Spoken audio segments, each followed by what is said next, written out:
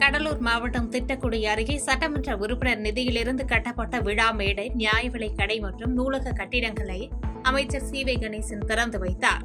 தொடர்ந்து பொதுமக்களுக்கு நலத்திட்ட உதவிகளை வழங்கிய நிகழ்வில் அரசு அதிகாரிகள் மற்றும் கட்சி நிர்வாகிகள் கலந்து கொண்டனர். தஞ்சாவூர் மாவட்டம் கும்பகோணம் அருகே திருச்சேரை பகுதியில் ரயில் விபத்தில் மூளைச்சாவு அடைந்த இளைஞர் மணிகண்டன் என்பவரின் உடல் உறுப்புகளை அவரது குடும்பத்தினர் முன்வந்து தானம் வழங்கினர்.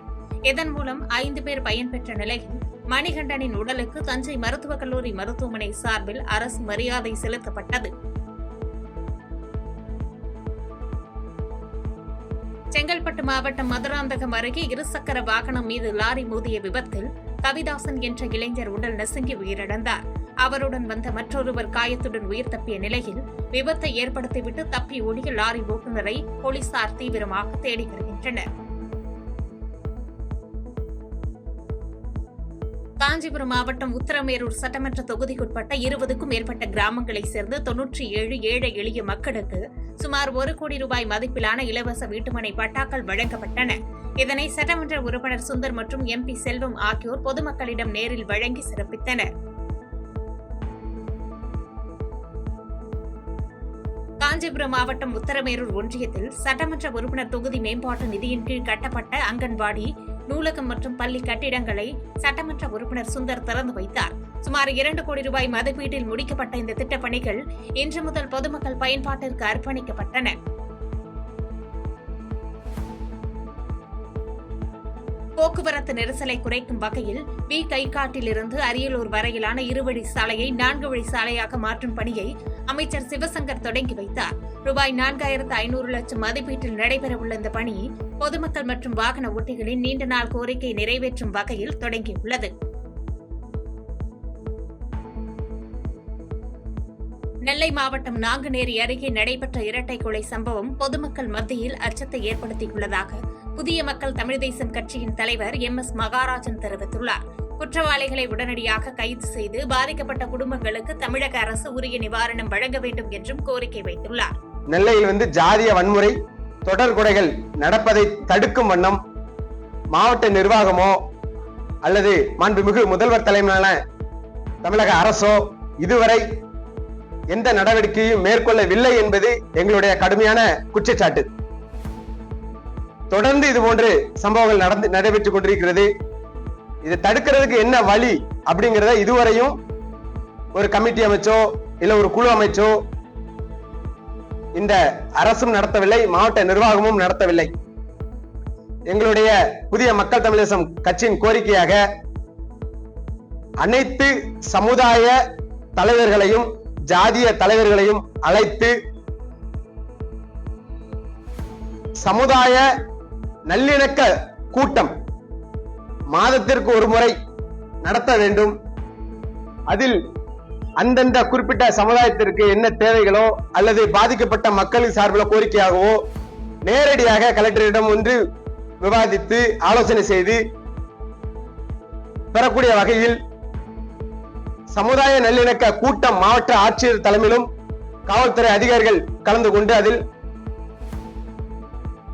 உரிய தீர்வு காண வேண்டும், நிரந்தர தீர்வு காண வேண்டும்.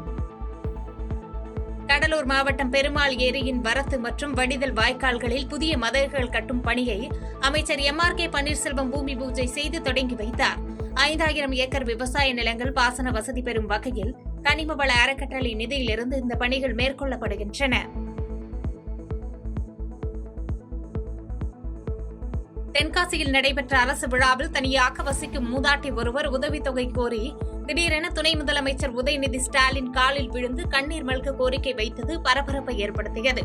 அந்த மூதாட்டிக்கு உரிய நலத்திட்ட உதவிகள் கிடைக்க உடனடியாக நடவடிக்கை எடுக்கப்படும் என்று துணை முதலமைச்சர் உதயநிதி ஸ்டாலின் உறுதியளித்தார். சென்னை புது வண்ணாரப்பேட்டையில் 40 வருடங்களாக சாலையின்றி தவித்த மக்களுக்கு வடசென்னை வளர்ச்சி திட்டத்தின் மூலம் சாலை மற்றும் குடிநீர் கழிவுநீர் திட்டத்திற்கு சட்டமன்ற உறுப்பினர் எபினேசன் அடிக்கல் நாட்டினார்.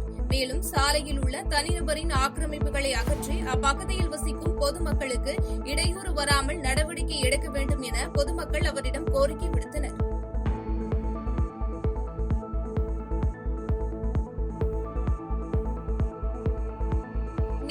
மாவட்டம் தாலூர் எல்லையில் வெல்கம் டு கேரளா என கேரள மாநிலம் சார்பில் வைக்கப்பட்டுள்ள பெயர் பலகையை அகற்றக் கோரி நாம் தமிழர் கட்சியினர் மற்றும் பொதுமக்கள் போலீசாரிடம் வாக்குவாதத்தில் ஈடுபட்டதால் எல்லையில் பதற்றமான சூழல் நிலவியது.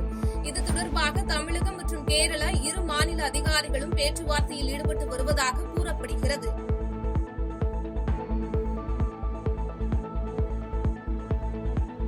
ஈரோடு மாவட்டத்தில் மூளை சாவு அடைந்த 12 வயது சிறுவனின் உடல் உறுப்பு தானத்தால் 5 பேர் மறுவாழ்வு அடைந்தனர். மறைந்தும் 5 பேருக்கு மறுவாழ்வு அளித்த சிறுவனுக்கு தமிழக வீட்டு வசதித்துறை அமைச்சர் முத்துசாமி நேரில் சென்று மாலை அணிவித்து மரியாதை செலுத்தினார். பின்னர் பாதிக்கப்பட்ட குடும்பத்தினருக்கு வருத்தத்தை தெரிவித்ததோடு பண உதவியும் வழங்கினார்.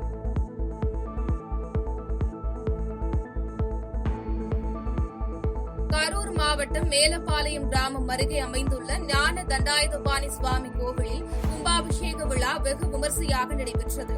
இந்த விழாவில் 1000க்கும் மேற்பட்ட பக்தர்கள் கலந்து கொண்டு சாமி தரிசனம் செய்தனர்.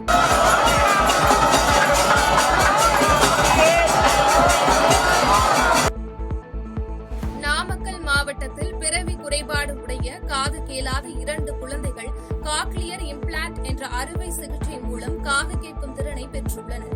நாமக்கல் அரசு மருத்துவக் கல்லூரி மருத்துவமனையில் மாவட்ட ஆட்சியர் நேரில் சென்று குழந்தைகளின் பெற்றோர்களை சந்தித்து பேசி மருத்துவர்களுக்கு தனது பாராட்டுகளை தெரிவித்துக் கொண்டார்.